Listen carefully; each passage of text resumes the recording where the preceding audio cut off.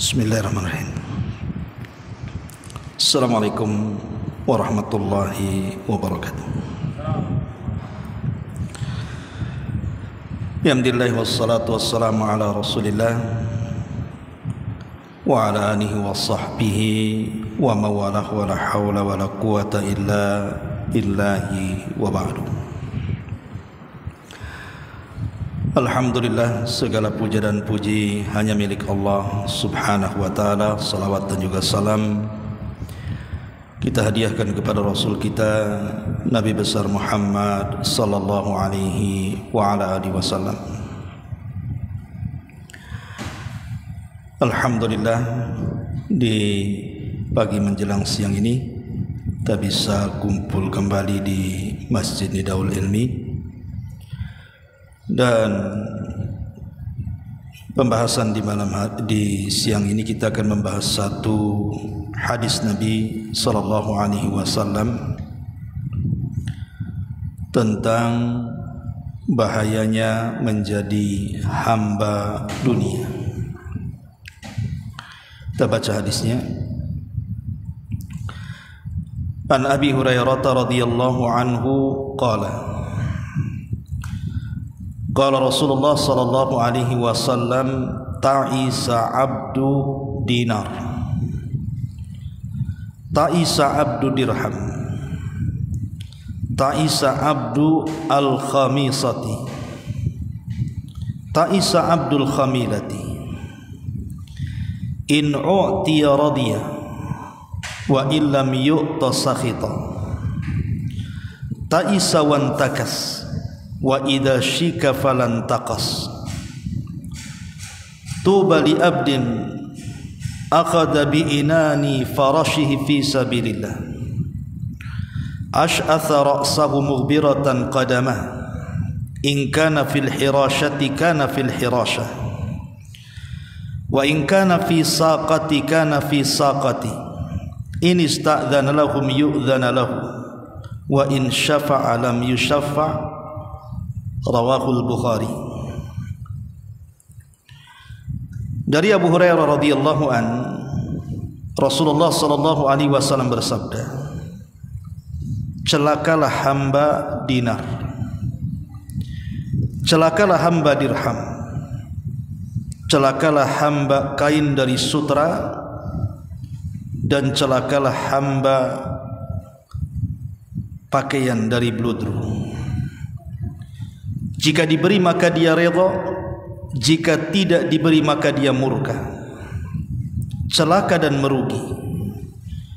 Apabila tertusuk duri maka ia tidak dapat mengeluarkannya. Sebaliknya bahagialah seorang hamba yang memegang kekang kudanya dalam rangka berjihad di jalan Allah, rambutnya kusut dan kedua kakinya berdebu. Bila ditugaskan berjaga maka ia berada di bagian yang ia berjaga, dan apabila ditugaskan di barisan belakang maka ia berada di barisan belakang. Bila meminta izin maka dia tidak diizinkan, dan bila memberi syafaat rekomendasi maka dia tidak dikabulkan. Hadis ini dikeluarkan Al-Imam Al-Bukhari. Ma'asyiral muslimat, ibu-ibu yang dimuliakan Allah subhanahu wa ta'ala, hadis ini menjelaskan tentang dua kelompok. Kelompok yang pertama bicara tentang hamba-hamba dunia yang keinginan hidupnya hanya untuk dunia saja. Dan kelompok yang kedua hamba-hamba Allah sejati, hamba-hamba yang senantiasa redha dengan segala yang membuat Allah subhanahu wa ta'ala senang, dan membenci segala apa yang mengundang kemurkaan Allah subhanahu wa ta'ala.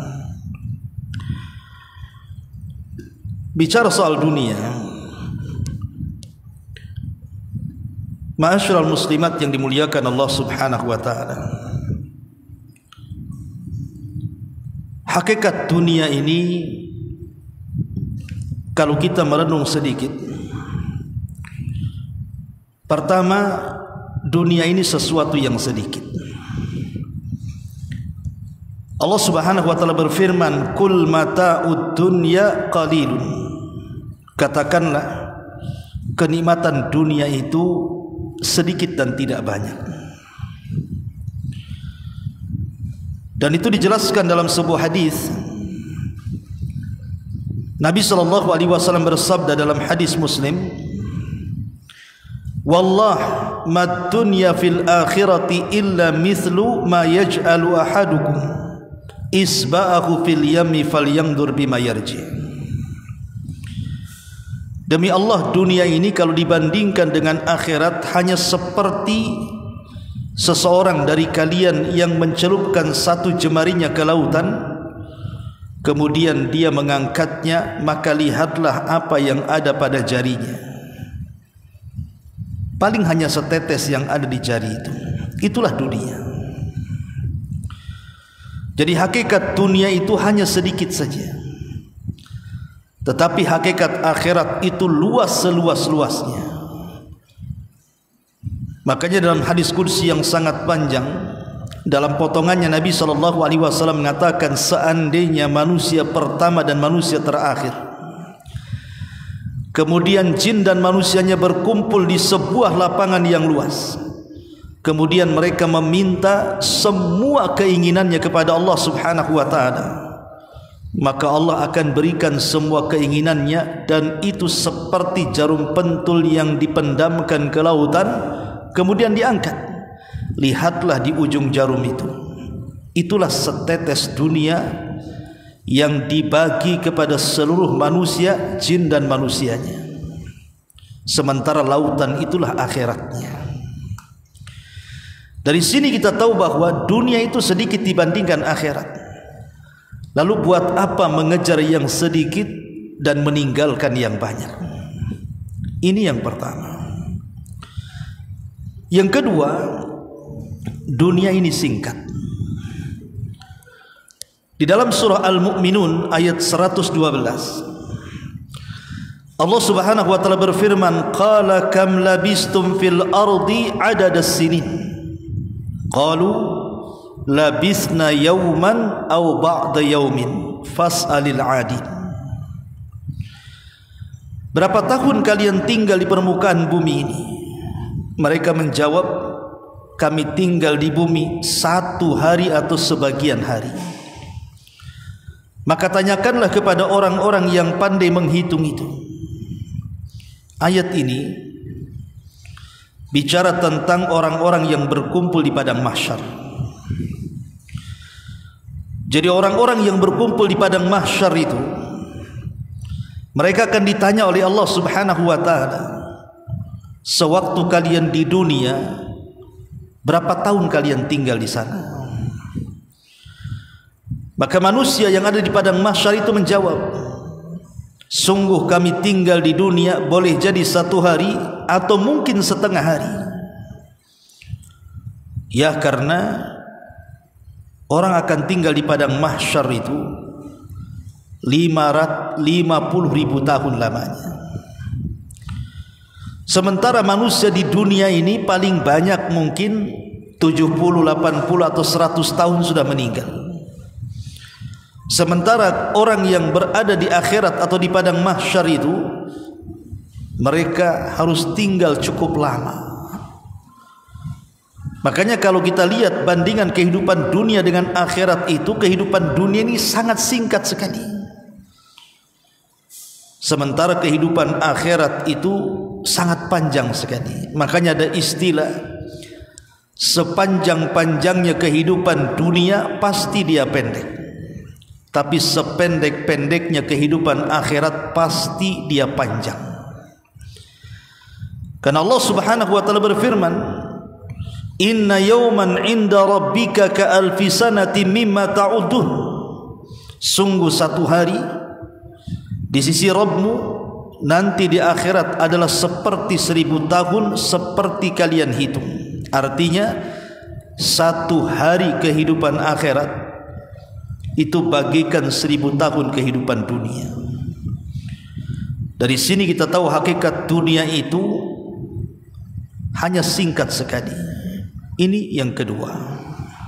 Yang ketiga, dunia ini penuh dengan ujian dan cobaan. Selama manusia dilahirkan di dunia, maka selama itu manusia akan diuji dan dicoba oleh Allah Subhanahu wa ta'ala. Karena dunia bukan tempat istirahat. Dunia ini tempat ujian yang semua manusia pasti akan melewatinya. Ma'asyiral muslimat yang dimuliakan Allah Subhanahu wa ta'ala, Al-Imam Ibnul Qayyim rahimahullahu ta'ala, beliau mengatakan, Anna Allah Subhanahu wa ta'ala khalaqal ghaniyya wal faqira libtila'in wal imtihan. Sesungguhnya Allah Subhanahu wa ta'ala terkadang menciptakan ada manusia itu yang kaya raya, Allah cukupkan kehidupannya. Tapi di lain sisi juga Allah ciptakan manusia itu ada yang miskin papa, boleh jadi mungkin susah untuk mencari makan dan kehidupan di dunia ini. Tapi dua-duanya, kata Imam Ibnul Qayyim, adalah cobaan dan juga ujian dari Allah Subhanahu wa ta'ala. Si kaya diuji dengan kekayaannya, si miskin juga diuji dengan kemiskinannya. Ma'asyiral muslimat yang dimuliakan Allah Subhanahu wa ta'ala, karena sering saya ulang-ulang bahwa hakikat kebahagiaan itu bukan ada di harta benda. Betapa banyak orang-orang yang kaya raya itu hidupnya tidak bahagia. Dan bukan pula kemiskinan itu menjadi hidup sengsara. Betapa banyak orang-orang miskin itu yang menikmati hidupnya. Karena hakikat kebahagiaan itu bukan pada kekayaan. Sehingga ada seorang ulama dari zaman salaf, Hisham ibn Malik ibn Marwan, Hisham ibn Malik ibn Marwan rahimahullahu ta'ala, ketika dia sedang tawaf haji, berjumpa dengan Imam Salim, putra daripada Abdullah ibn Umar radhiyallahu anhuma. Karena Hisham ini seorang raja, tentu dunia bagi dia di tangannya. Apapun yang dikehendaki oleh Khalifah Hisham, yang namanya dia khalifah, tentu tinggal bicara saja sudah ada di depannya. Karena dunia berada di genggamannya. Jadi ketika dia sedang tawaf, dia berjumpa dengan Imam Salim, putra daripada Abdullah ibn Umar radhiyallahu anhuma. Lah Salim ini kebetulan sedang tawaf, menjinjing sandalnya yang putus. Kemudian juga pakaiannya lusuh yang harganya tidak kurang daripada 2 dirham. Jadi Hisham ini merasa kasihan dengan Salim, dan sedang tawaf Hisham mengatakan, "Ya Salim, kira-kira apa yang kau hajatkan dariku? Tinggal bicara, nanti aku akan beri." Tapi tiba-tiba Salim marah kepada Khalifah Hisham dan mengatakan, "Ya Khalifah, apakah harus meminta sesuatu kepada selain Allah sementara kita berada di rumah Allah? Aku tidak akan meminta sesuatu kepadamu." Akhirnya kemudian Hisham pun malu dan terdiam. Selesai tawaf dia mengikuti Salim sampai di luar haram. Dikiranya karena dia mengatakan seperti itu karena berada di depan Ka'bah, sehingga Salim bicara seperti itu. Tapi setelah kemudian di luar Ka'bah, di luar Masjidil Haram, maka kemudian Khalifah Hisham ibn Abdul Malik ini mencoba kemudian bertanya kembali kepada Salim dan mengatakan, "Ya Salim, sekarang kita sudah berada di luar haram. Kira-kira apa yang kau hajatkan dariku, aku akan beri." Tapi sekali lagi Imam Salim mengatakan kepada Khalifah Hisham ini dan mengatakan, "Ya Hisham,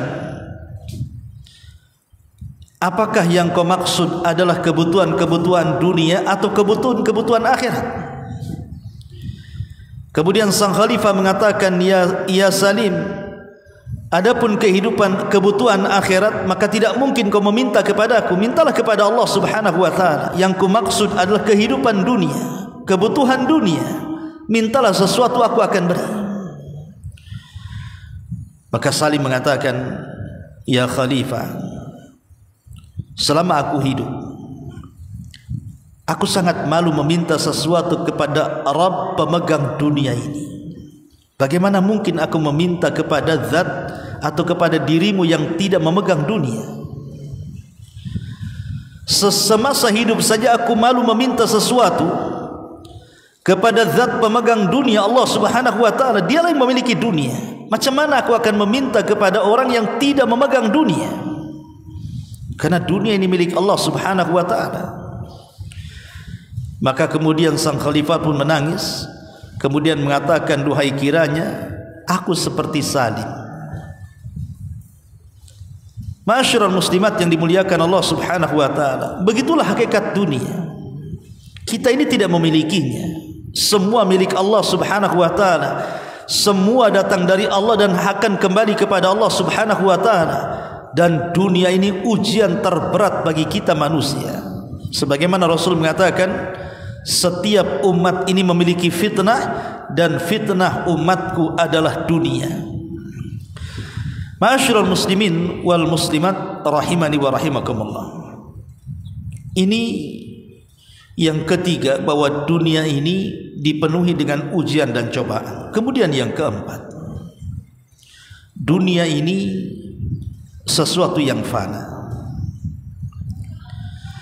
Tidak ada manusia yang hidup selamanya di dunia. Seandainya mereka para nabi sekalipun, manusia-manusia mulia yang kita kenal sebagai para nabi, ulul azmi minar rusul sekalipun, mereka semua sudah meninggalkan kita. Tidak ada satupun nabi yang masih hidup sampai hari ini. Bahkan Nabi kita Muhammad sallallahu alaihi wasallam di usia 63 tahun juga meninggal dunia. Kalau seandainya manusia semulia para nabi dan rasul mereka meninggal dunia, macam mana kita yang bukan nabi? Tentu lebih layak untuk tidak hidup lama di dunia. Sementara para nabi yang manfaatnya sudah jelas kepada manusia, membawa keberkahan hidup mereka dunia dan akhirat saja, mereka diwafatkan. Macam mana pula kita yang terkadang tidak memberikan manfaat untuk diri, bahkan untuk orang lain, menginginkan hidup selamanya. Makanya dunia itu sesuatu yang fana. Itulah hakikat dunia. Ma'asyiral muslimat yang dimuliakan Allah Subhanahu wa ta'ala, Aisyah radhiyallahu anha, ummul mukminin, ketika beliau sudah tua, sudah sepuh. Aisyah itu kan buta matanya, Bu. Setelah dia tua, buta matanya. Jadi sebelum wafatnya Aisyah radhiyallahu anha ini, dia selalu menyedekahkan seluruh barang-barang yang ada di rumahnya. Jadi terkadang dia meraba-raba dengan kebutaannya. Kalau ada barang, kemudian dipanggil pembantunya dan mengatakan, kemarilah, ambilkan barang ini, sedekahkan kepada fulan ibn fulan. Maka besoknya gitu lagi, dia meraba-raba ada barang lagi, dia mengatakan kepada pembantunya, wahai fulan, ambillah barang ini, sedekahkan kepada fulan ibn fulan. Sampai satu isi rumah habis, sehingga tidak ada lagi barang yang disedekahkan, karena sudah tidak ada lagi. Sehingga kemudian Aisyah mengatakan kepada pembantunya dalam kondisi buta, carikan barang lagi, aku ingin bersedekah. Kata pembantunya, wahai ummul mukminin, sudah tidak ada barang, sudah kau sedekahkan semuanya. Kemudian pembantunya mengatakan, kenapa kau lakukan seperti itu wahai ummul mukminin? Apa yang kau sisakan di sini? Maka Aisyah radhiyallahu anha mengatakan, ingat bahwa akhirat itu jauh lebih baik dan lebih kekal. Wal akhiratu khairun wa abqa. Akhirat itu lebih baik dan lebih kekal. Jadi Aisyah radhiyallahu anha mengajarkan kepada kita bahwa dunia ini fana, akhirat itu kekal. Karena dunia ini tidak akan lama. Apapun di dunia ini tidak akan lama. Semua ada expirednya bahasa kitanya. Tidak ada yang kekal di dunia. Sebutkan apa yang kekal di dunia. Tidak ada yang kekal di dunia ini. Mau manusianya, mau binatangnya, mau jinnya, mau malaikatnya, mau tumbuh-tumbuhannya, semua ada waktu hidup mereka. Pasti satu hari mereka akan mengalami kematiannya. Itulah hakikat dunia. Hakikat dunia ini sangat pendek sekali. Dan orang tidak mungkin fana. Ditambah kalau seandainya kita melihat usia manusia itu semakin kemari itu semakin pendek, Bu. Bukan semakin panjang. Kalau dulu para nabi dan umat-umat sebelum Islam itu mereka diberikan usia yang panjang-panjang. Tapi semakin ke sini bukan hanya posturnya yang lebih pendek, usianya pun lebih pendek. Makanya Nabi SAW hanya membatasi umur usia umatnya itu berkisar 60 sampai 70 tahun saja, sedikit yang melewati 70 tahun. Ya, karena dunia itu sesuatu yang fana. Ma'asyiral muslimat yang dimuliakan Allah Subhanahu wa taala, berkata Luqmanul Hakim kepada anaknya, "Ya bunai, wahai anakku, carilah dunia untuk akhirat, maka engkau akan mendapatkan keuntungan dua-duanya. Wala tabi akhirataka bidunya, dan jangan kau jual akhiratmu karena duniamu, karena itu akan merugikan kedua-duanya." Kenapa Luqmanul Hakim mengatakan kepada anaknya seperti itu? Seolah-olah dia mengisyaratkan bahwa kehidupan kita ini bukan di dunia, tapi kehidupan kita ini di akhirat. Dunia ini hanya tempat persinggahan seperti seorang musafir, singgah di sebuah tempat kemudian beristirahat kemudian melanjutkan perjalanan kembali. Itulah yang diwasiatkan kepada oleh Rasul sallallahu alaihi wasallam kepada Ibnu Umar radhiyallahu anhuma, "Kun fid dunya ka'annaka gharib aw 'abirus sabil." Wahai Ibnu Umar, jadilah engkau di dunia itu seperti orang asing ataupun seperti orang yang sedang melakukan safar. Ma'asyiral muslimat yang dimuliakan Allah Subhanahu wa taala. Ini yang kelima, yang keenam. Dunia ini sesuatu yang hina sesuai dengan namanya. Kenapa dunia disebut dunia? Dalam bahasa Arab dunia itu ad-dunya, karena ad-dunya itu artinya hina. Dunia itu artinya hina, ad-dana'ah. Lihat bagaimana sabda Nabi SAW, "Lau kanatid dunya ta'dilu indallahi janaha ba'udha, ma saqa kafiran minha syarbata ma'in." Kalau seandainya dunia ini ada sedikit manfaat di sisi Allah walaupun seperti sayap seekor nyamuk, tentu orang kafir tidak mungkin diberikan kesempatan untuk minum walaupun satu teguk dari air. Kata Nabi SAW, seandainya dunia ini ada manfaatnya walaupun sedikit, walaupun seperti sayap nyamuk, kata Rasul, tentu orang kafir tidak mungkin diberikan kesempatan walaupun satu teguk air di dunia. Tapi karena dunia itu tidak ada manfaat sama sekali, bahkan dunia itu mal'un, terlaknat, makanya orang kafir mereka bisa minum sepuas-puasnya yang mereka kehendaki. Lihat bagaimana Nabi SAW menjelaskan tentang bagaimana hinanya dunia. Bahkan Nabi SAW jelas-jelas mengatakan, "Ala inna dunya mal'unatun." Ingat, dunia ini terlaknat. Mal'unun ma fiha, bahkan orang-orang yang di dalamnya juga dilaknat. Baru Nabi SAW mengecualikan kecuali orang yang zikir kepada Allah, orang yang beribadah kepada Allah, orang yang mencari ilmu dan yang mengajarkan ilmu, barulah dunia manfaat bagi mereka. Ma'asyiral muslimat yang dimuliakan Allah Azza wa Jalla, Abu Darda radhiyallahu anhu mengatakan, i'lamu anna qalilan yughnikum khairun min katsirin yulhikum. Ketahuilah bahwa sedikit dunia yang kalian miliki, ketika kalian merasa cukup dengan apa yang diberikan Allah, itu lebih baik dibandingkan banyak tapi melalaikan kepada Allah Subhanahu wa taala. Dunia sedikit tapi menjadikan kita taat, itu lebih baik daripada banyak dunia menjadikan kita bejat. Karena rahasia bejatnya manusia itu ada di dunia, dan itu berdasarkan firman Allah Subhanahu wa taala, kalla innal insana la yatgha an ra'ahu istaghna. Sekali-kali jangan seperti itu.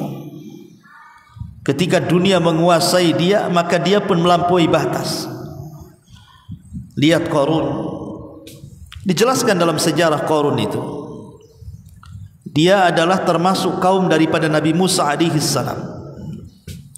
Orangnya soleh pada awalnya, bahkan dia ahli daripada qiraah Taurat. Jadi dia memiliki suara yang sangat indah sekali Qarun itu, sampai disebut munawwir. Saking indahnya suara Qarun kalau membaca kitab Taurat itu. Jadi diundang kemana-mana untuk membaca Taurat. Satu hari dia datang kepada Nabi Musa alaihi salatu wassalam, minta agar doa-doanya dikabulkan. Akhirnya Nabi Musa mengajarkan kepada Qarun Ismul A'zam, nama Allah yang agung, yang dengan nama itu dia bisa berdoa dan doanya mustajab. Setelah dia menguasai Ismul A'zam, maka dia meminta kepada Allah Subhanahu wa taala untuk dibukakan dunia kepadanya, dan Allah kabulkan permintaannya. Maka dengan sebab itu Qarun menjadi manusia yang paling kaya raya di zamannya. Tapi apa yang terjadi? Ketika dunia dibentangkan kepada Qarun, bukannya dia mengabdi kepada Musa dan memperjuangkan agamanya, justru dia menghina Musa dan hendak membunuhnya. Apa yang terjadi? Maka Allah Subhanahu wa taala katakan, fa khasafna bihi wa bidarihi al-ardh. Kami tenggelamkan Qarun dan seluruh kekayaannya. Itulah dunia. Rahasia bejatnya manusia itu ada di dunia. Ma'asyiral muslimat yang dimuliakan Allah Subhanahu wa taala.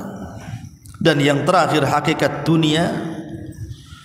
Dunia ini adalah diciptakan oleh Allah untuk menjadi fitnah. Untuk menjadi fitnah. Betapa banyak kemudian orang-orang terfitnah dengan dunia, sehingga ketika kemudian dia mencari dunia itu tidak pandang bulu apakah yang halal, apakah yang haram, ataukah yang boleh, ataukah yang tidak boleh, apakah yang baik, ataukah yang tidak baik, semua dia ambil. Nabi SAW mengatakan, ya'ti 'alan nasi zamanun la yubalil mar'u bima akhadal mal aminal halali am minal harami. Akan datang zamannya, kata Rasul, manusia tidak akan peduli lagi soal mencari dunia, apakah yang dicarinya halal ataukah yang dicarinya haram. Maka manusia sudah tidak peduli lagi, dan zaman itu sudah ada hari ini. Lihat hari ini orang-orang yang mencari harta, nggak peduli mereka, yang penting kaya. Mereka mau menipu, tidak merasa bahwa dia sedang menipu. Mereka mengejar dengan riba, dia tidak peduli kalau riba itu dosa besar. Mengambil hak orang lain dengan cara mengurang-urang takaran, timbangan, meteran, atau curang dalam dagang, nggak peduli. Yang penting untung banyak. Begitulah kondisi dunia memfitnah manusia, sehingga ketika mencari dunia sudah tidak peduli. Atau bentuk fitnah dunia itu al-mubalaghatu fil ishtighal, berlebih-lebihan ketika menyibukkan diri dengan dunia. Ada orang-orang itu yang dicari memang halal bukan haram. Dia tidak menipu orang, dia tidak memakan riba, dia tidak mengurangi takaran, timbangan, meteran, atau curang dalam dagangan. betul-betul dia halal dia yang cari, tetapi dia terlampau berlebih-lebihan. Dia menghabiskan waktu hanya untuk mengejar dunia, lupa pula dengan akhiratnya. Lupa dengan salatnya, lupa dengan ngajinya, lupa dengan zikirnya, lupa dengan Qur'annya, lupa dan begitu seterusnya. Lah ini juga bagian daripada fitnah. Atau bagian daripada fitnah dunia itu al-ghulu fi mahabbatid dunya. Terlampau cinta dengan dunia sehingga bakhil. Ada orang-orang yang bakhil karena melampaui kecintaan dia kepada dunia dibandingkan kepada Allah Subhanahu wa taala. Sebagaimana Allah Subhanahu wa taala mengatakan, "Wa man yuqashuha nafsi faulaika humul muflihun." Orang-orang yang mereka mampu melawan rasa kikirnya, maka mereka termasuk orang-orang yang beruntung. Tapi sebaliknya, orang-orang yang kikir karena terlampau cinta dengan dunianya, maka mereka termasuk orang-orang yang rugi.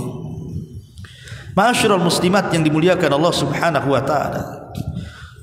Al-Imam Asy-Syafi'i rahimahullahu taala sampai mengatakan, "Man ghalabat alaihi syiddatus syahwah li hubbil hayati alzamathul ubudiyatu li ahliha." Barang siapa yang terkalahkan syahwat dengan syahwat kecintaan dia kepada dunia, maka syahwat itu akan melazimkan, mengharuskan dia menyembah dunia tadi. Orang kalau sudah cinta dunia, lama-lama disembah tuh dunia tuh. Orang kalau menyembah syahwat, lama-lama dia mencintai syahwat dan menyembah syahwatnya. Itulah yang dimaksud hadis yang kita baca ini, ta'isa abdud dinar wa ta'isa abdud dirham. Celaka hamba dinar dan hamba dirham. Ma'asyiral muslimin yang dimuliakan Allah, muslimat yang dimuliakan Allah Subhanahu wa taala. Maka bagian daripada fitnah dunia adalah melampaunya kecintaan sehingga hati terpaut dengan dunia. Dan yang keempat, bagian daripada fitnah dunia, terkadang dunia ini membutakan mata dia. Dia tidak bisa memandang mana hak mana batil. Dia tidak bisa memandang mana yang benar mana yang salah, karena tertutup dengan dunianya. Dan ini sangat bahaya, karena kalau sudah tertutup kebenaran dari dunianya, maka susah mendapatkan hidayah dalam hidupnya. Sehingga orang memandang bahwa ketika ada orang yang penuh dengan dunia, dia anggap lebih mulia dibandingkan orang-orang yang beragama. Dan itu paling banyak di masyarakat. Orang lebih menghargai orang-orang yang penuh dengan dunia dibandingkan orang-orang yang betul-betul menggeluti agama. Subhanallah. Contoh sederhana, ketika ada orang yang memiliki anak perempuan kemudian dipinang, yang satu orang kaya, yang satu pula miskin tapi pandai agama, orang lebih memilih yang jelas-jelas dunianya dibandingkan yang tidak jelas dunianya walaupun dia pakar agama. Lah inilah kalau sudah dunia menutup, dia tidak bisa lagi memandang mana kebahagiaan untuk dunia dan akhiratnya, mana kebahagiaan yang hanya semata-mata dunia tapi tidak sampai ke akhiratnya. Itulah fitnah dunia. Ma'asyiral muslimat yang dimuliakan Allah Azza wa Jalla. Baik, perhatikan hadis ini. Nabi SAW mengatakan, ta'isa abdu dinar wa ta'isa abdu dirham. Celaka dan binasa hamba-hamba dinar dan hamba-hamba dirham. Hamba dinar, hamba dirham ini kinayah daripada hamba uang. Ya, kalau kita katakan mata uang di dunia ini kan macam-macam.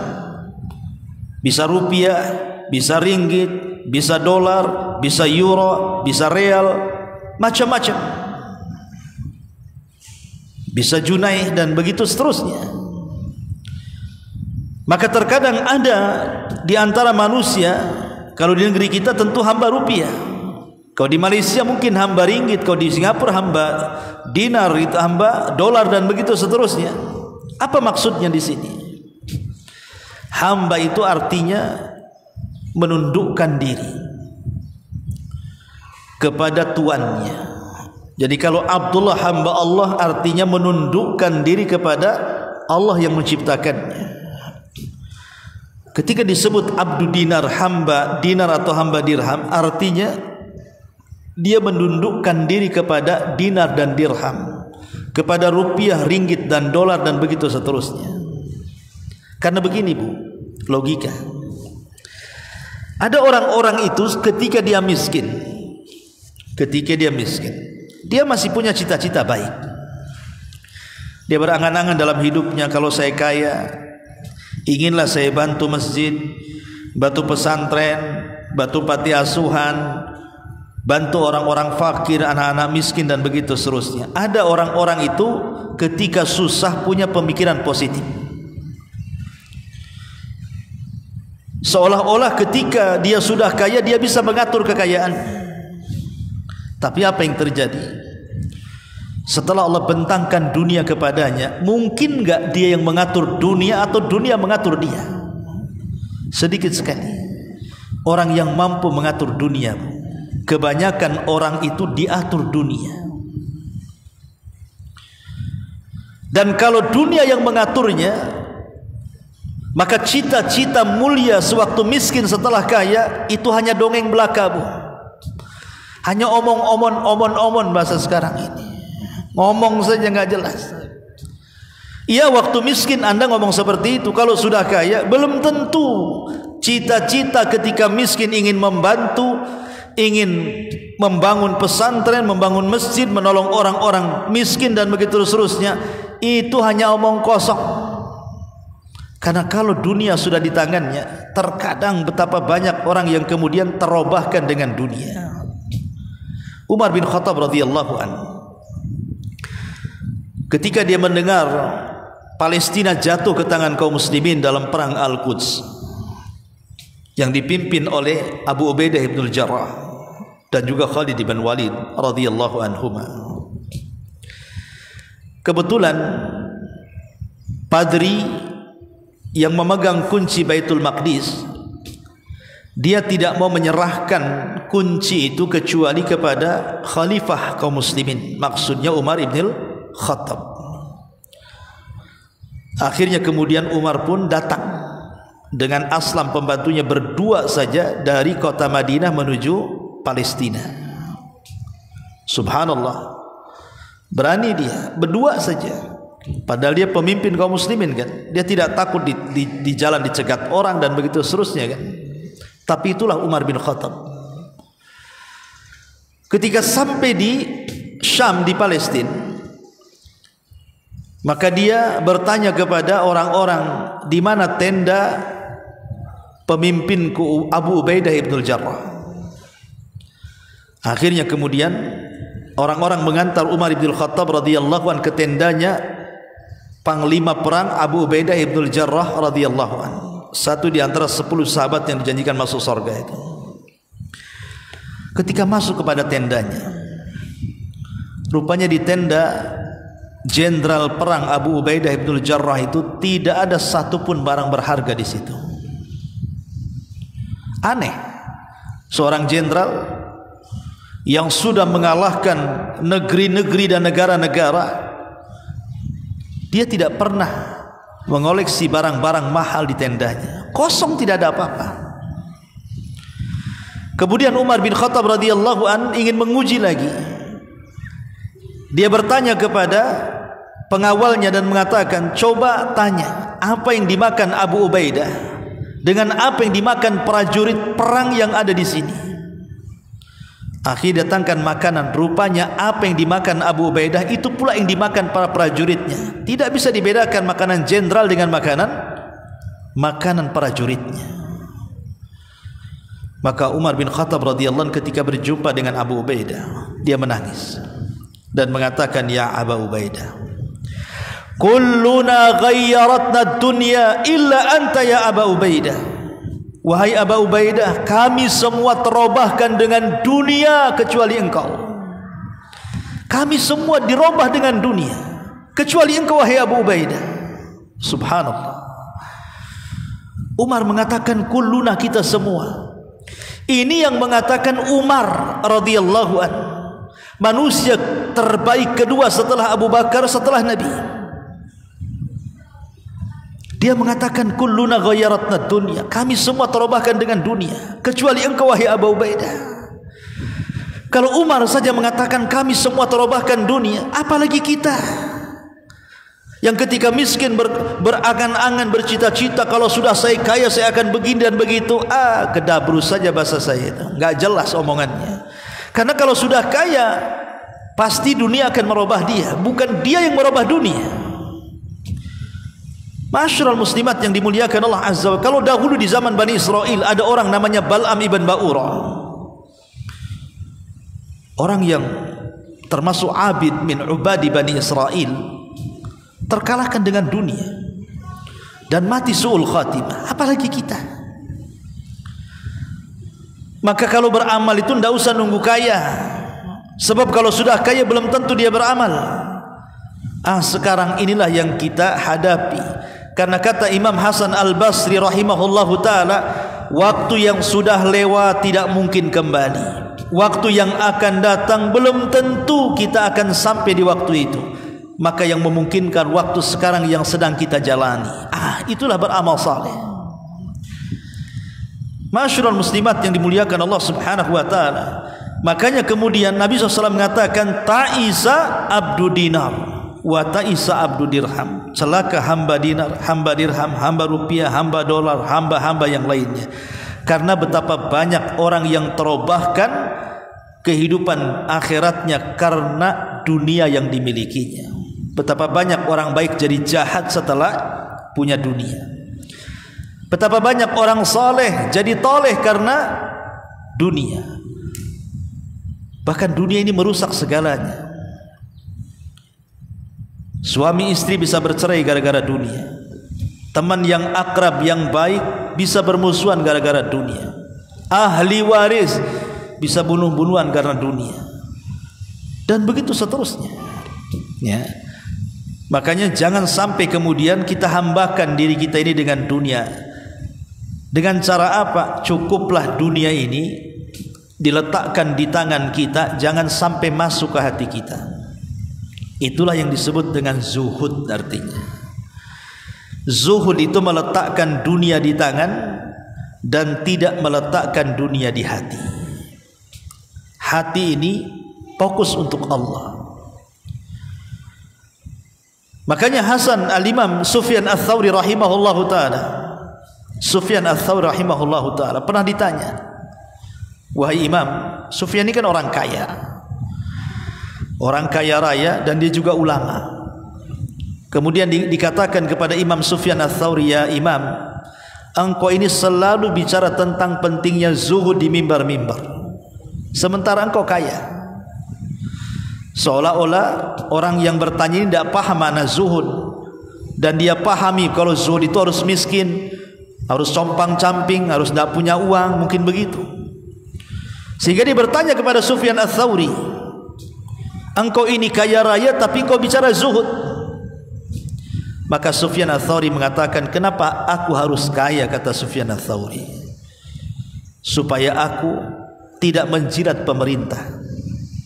Kalau aku miskin bisa saja aku menjilat pemerintah, dan aku tidak bisa mengucapkan kalimat yang hak kepada pemerintah. Ketika sudah menjilatkan susah untuk menasihati karena sudah terjilat dia. Kemudian kata Sufyan al-Thawri, adapun zuhud adalah meletakkan kekayaan di tangan dan tidak meletakkan kekayaan di hati.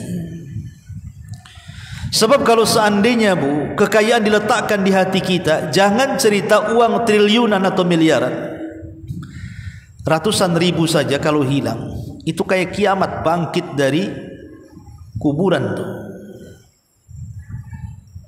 Pamannya ibu kehilangan dompet, wah kayak kiamat tuh.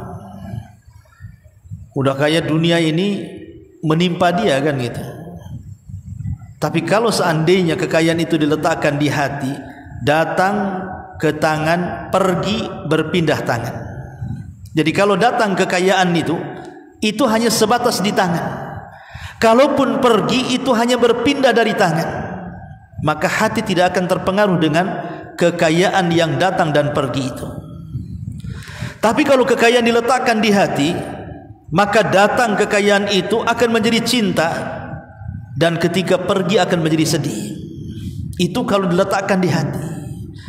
Tapi kalau diletakkan di tangan, ya hanya sebatas datang ke tangan dan pindah dari tangan ke tangan, itu saja.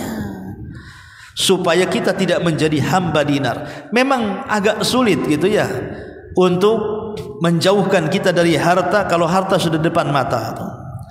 Tapi yang jelas bahwa seorang muslim itu harus setiap hari belajar zuhud. Belajar zuhud supaya kalau kehilangan sesuatu dari dunia, sedihnya tidak melampau, dan kalau datang kekayaan pun bahagianya tidak membuat dia lupa diri. Masyarul muslimat yang dimuliakan Allah Subhanahu wa taala. Kemudian Nabi SAW mengatakan, ta'isa Abdul Khamisah wa ta'isa Abdul Khamilah. Celaka hamba busana, hamba pakaian. Dan ini khusus kepada kaum hawa ya. Sebab kalau bapak-bapak sih nggak peduli dengan pakaianmu. Kadang-kadang satu minggu itu aja nggak ganti-ganti. Itu juga pakaian kerja, itu juga pakaian sholat, itu juga pakaian tidur. Itu bapak-bapak. Dia nggak peduli dan nggak tertarik juga dengan pakaian yang dipakai kawannya. Tanyalah suami-suami ibu, kalau kawannya punya pakaian bagus dipakai, nggak mungkin ngelirik-lirik pakaian. Ini dari mana, beli di mana, tokonya di mana, berapa harganya, nggak ada bapak-bapak itu.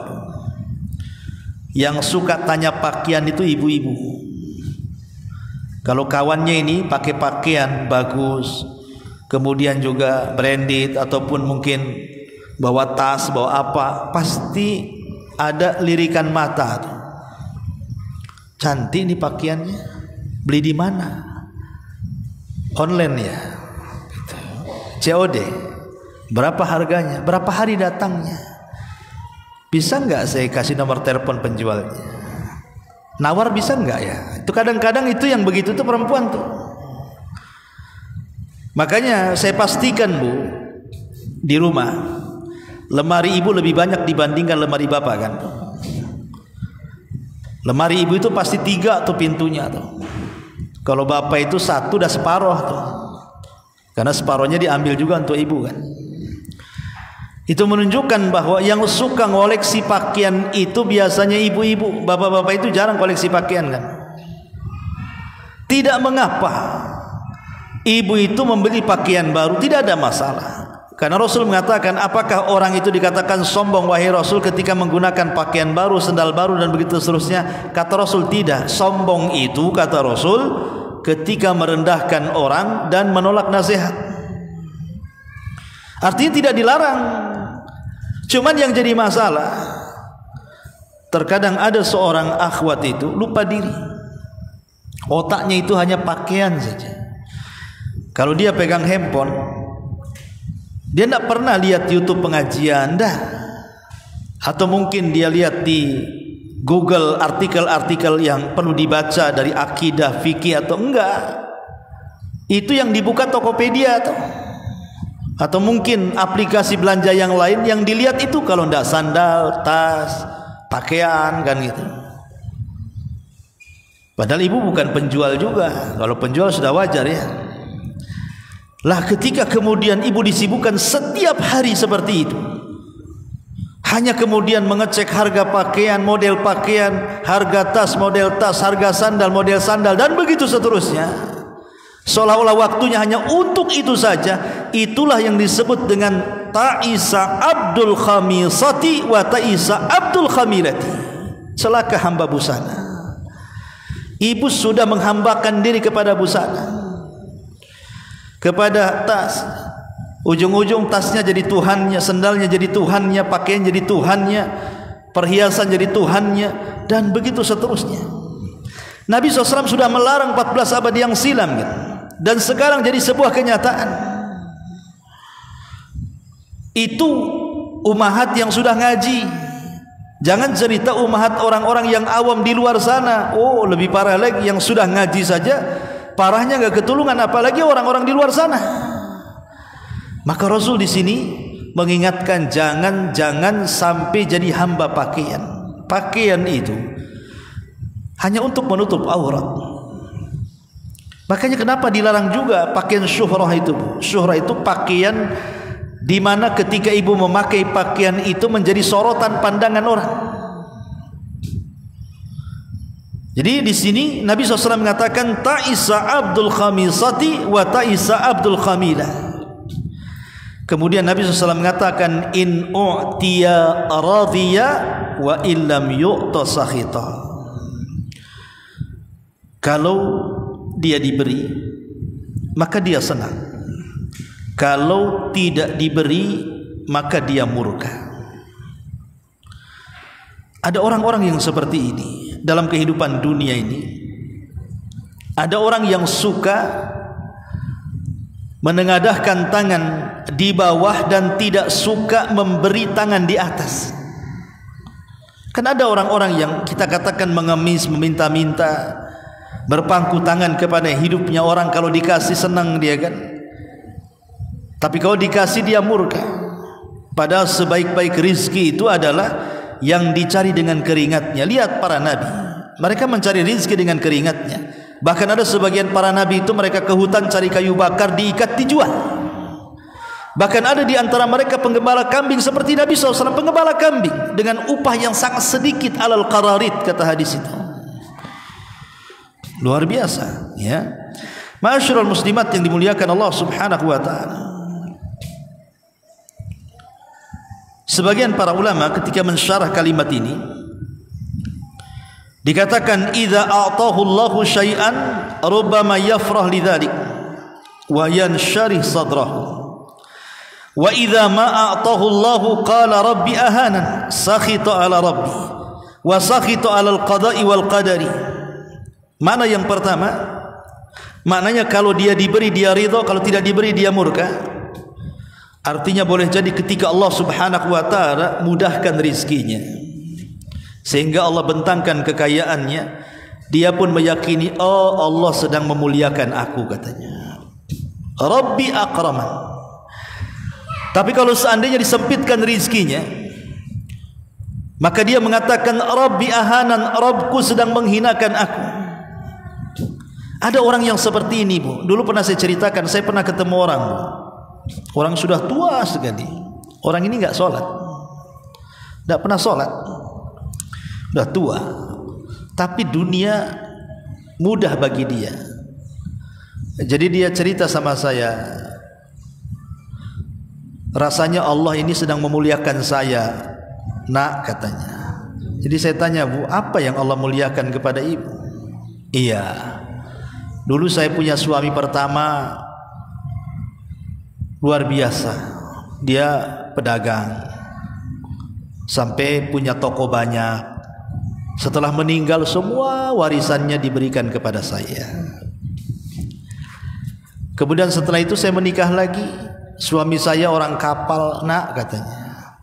Itu tiap bulan dia ngirim duit, jarang pulang badannya, uangnya sering pulang. Qadarullah meninggal juga, dapat lagi saya warisan, nak, katanya. Kemudian saya menikah lagi dengan pegawai negeri, orang pengadilan, katanya. Baru setahun meninggal pula dia, pensiunnya pula dikasih saya. Katanya, saya ini paling sedang hidupnya kan, padahal nggak pernah sholat. Ada orang seperti itu kan, dia sangka dengan Allah memudahkan rizki dia, hidup dia kemudian dimuliakan Allah. Tidak, itu istidraj namanya. Istidraj itu artinya Allah lapangkan selapang-lapangnya rizkinya di atas kemaksiatan yang disukainya. Sampai pada waktunya, namanya istidraj itu pasti ada waktunya. Hartanya akan hilang atau dia meninggalkan hartanya. Dan nanti pada hari kiamat dia harus mempertanggungjawabkan semua perbuatannya di hadapan Allah. Tidak di dunia, di akhirat. Itulah istidraj. Ma'asyiral muslimat yang dimuliakan Allah Subhanahu wa taala. Makanya dari sini pemahaman pertama, ada orang-orang yang diberikan rizki oleh Allah, dia merasa bahwa Allah sedang memuliakannya, dan kalau disempitkan rizkinya Allah sedang menghinakannya. Lah ada orang yang seperti itu, padahal tidak demikian. Yang namanya kekayaan itu bukan tanda cinta, atau kefakiran itu bukan tanda benci. Qarun kaya, Sulaiman juga kaya. Qarun kafir tapi kaya, Sulaiman beriman kaya. Abu Bakar kaya, Utsman kaya, Abdurrahman bin Auf kaya, Abu Jahal juga kaya, Abu Lahab juga kaya. Artinya kekayaan itu berserikat. Mukmin bisa kaya, kafir juga bisa kaya. Sesuatu yang berserikat antara mukmin dan kafir, lalu apa keunggulannya kalau berserikat? Makanya kenapa Allah Subhanahu wa taala, kata Nabi sallallahu alaihi wasallam, Allah itu kalau memberikan dunia kepada orang yang dicintainya dan kepada orang yang tidak dicintainya, tapi Allah tidak akan memberikan iman kecuali kepada orang yang dicintainya saja. Ma'asyiral muslimat yang dimuliakan Allah Azza, ini makna yang pertama. Makna yang kedua, kata para ulama, wa yahtamilu an yakuna al-mu'ti wal mani shakhsan min al-ashkhas mithlu halil munafiqin ma'an nabi sallallahu alaihi wasallam. Madza qala Allahu anhu, madza qala Allahu anhum, qala jalla wa ala, wa minhum man yalmizuka fis sadaqati fa in utu minha radu wa illam yu'tu minha idza hum yaskhatun. Atau yang dimaksud, kalau diberi dia senang, kalau tidak diberi dia tidak senang. Maksudnya mereka seperti orang-orang munafik. Jadi orang-orang munafik itu selalu mata mereka melihat kepada sedekah. Kalau Nabi memberikan sedekah kepada mereka, mereka senang. Kalau Nabi tidak memberikan sedekah, mereka pun murka. Ada orang-orang yang seperti ini. Ada orang-orang yang suka meminta-minta, kalau diberi dia senang, kalau tidak diberi dia maki-maki, Bu. Dan saya pernah juga mengalami waktu di lampu merah gitu ya.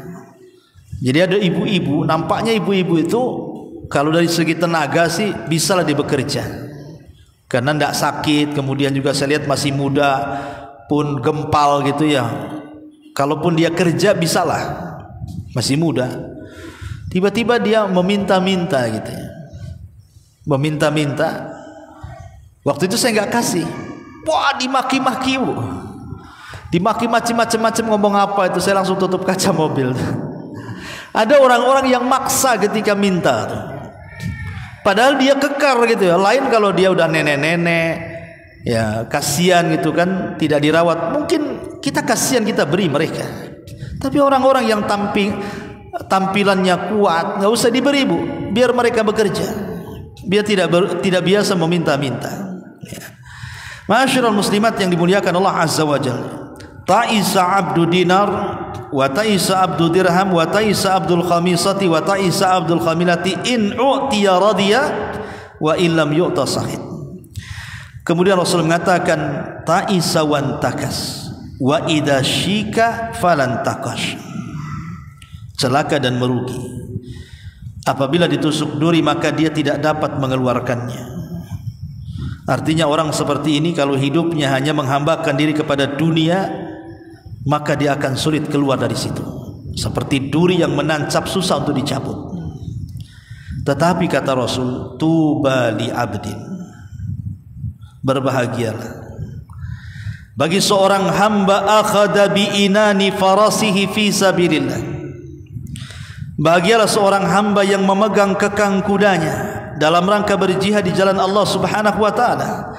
Ash'atha ra'sa mughbiratan qadamah, kepalanya penuh dengan debu, kemudian juga kedua kakinya penuh dengan debu.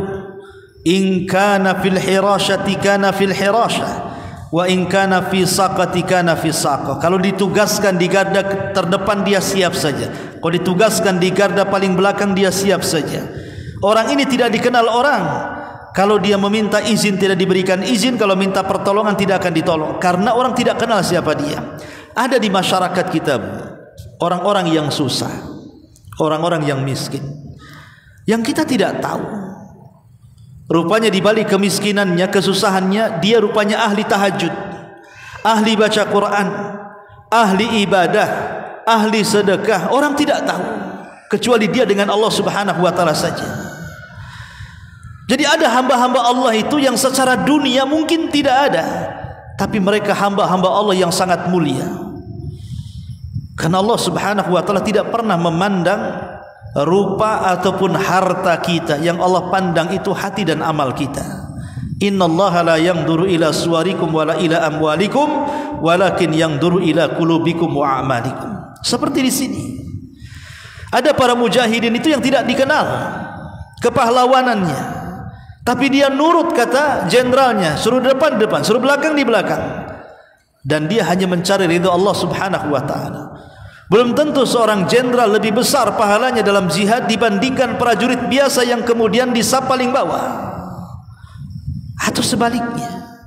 Sama, belum tentu orang kaya lebih mulia dibandingkan orang miskin, ataupun sebaliknya. Ma'asyiral muslimat yang dimuliakan Allah Subhanahu wa taala, maka hadis ini mengajarkan kepada kita ada dua kelompok. Yang satu mereka adalah hamba-hamba Allah, dan yang satu mereka adalah hamba-hamba dunia. Maka Ali radhiyallahu mengatakan, jadilah kalian hamba-hamba akhirat, jangan pernah menjadi hamba-hamba dunia. Inilah diantara penjelasan singkat dari hadis ta'isa abdu ad-dinar, celaka hamba dinar. Wallahu a'lam bishawab. Sampai di sini mudah-mudahan ada manfaatnya. Tapi sebelum saya tutup, kalau ada yang mau bertanya silakan.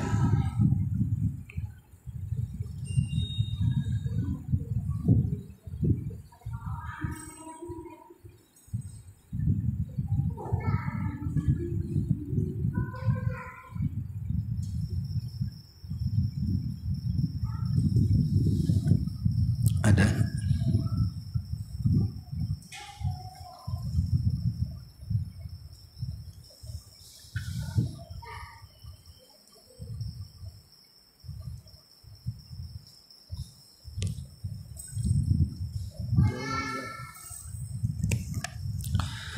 Bismillah, assalamualaikum warahmatullahi wabarakatuh. Ustadz, bagaimana hukumnya kita menjual buah mangga yang ditaruh di depan rumah di perumahan tapi sudah memakan badan jalan?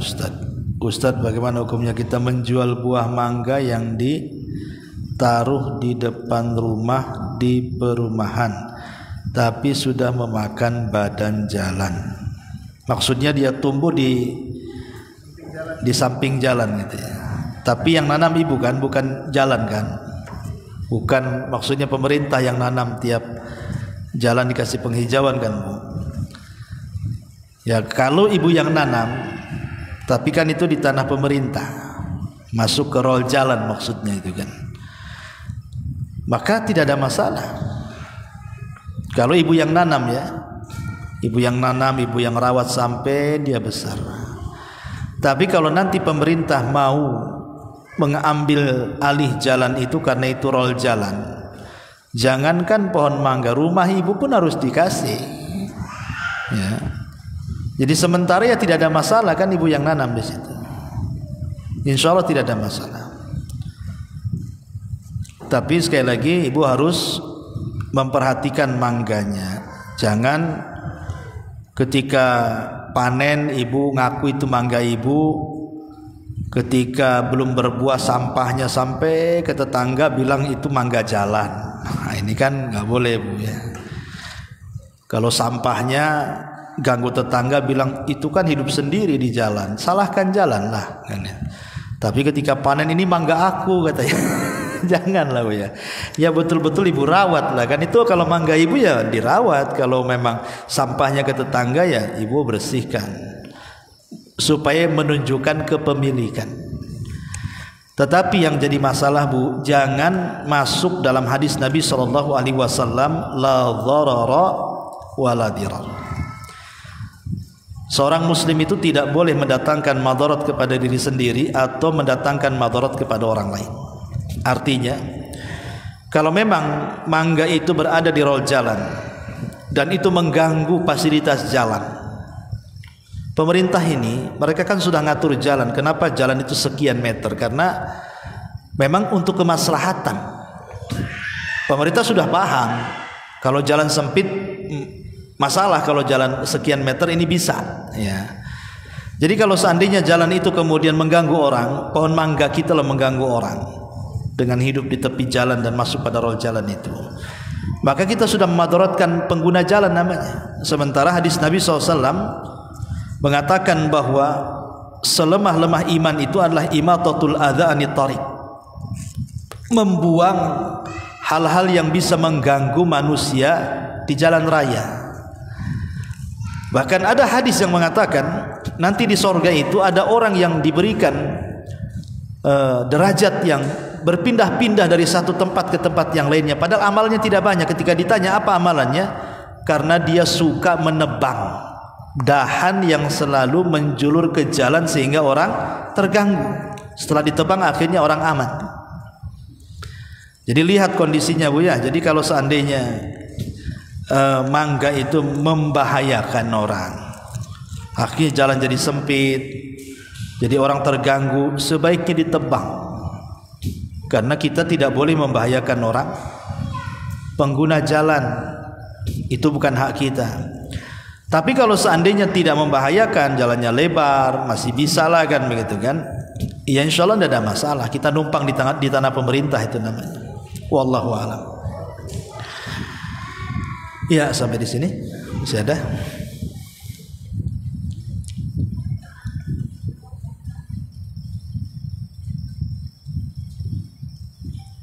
Baik, kalau enggak ada kita tutup. Subhanallah bihamdika, asyhadu an la ilaha illa anta, astaghfiruka wa atubu ilaik. Allahu taala alam. Assalamualaikum warahmatullahi wabarakatuh.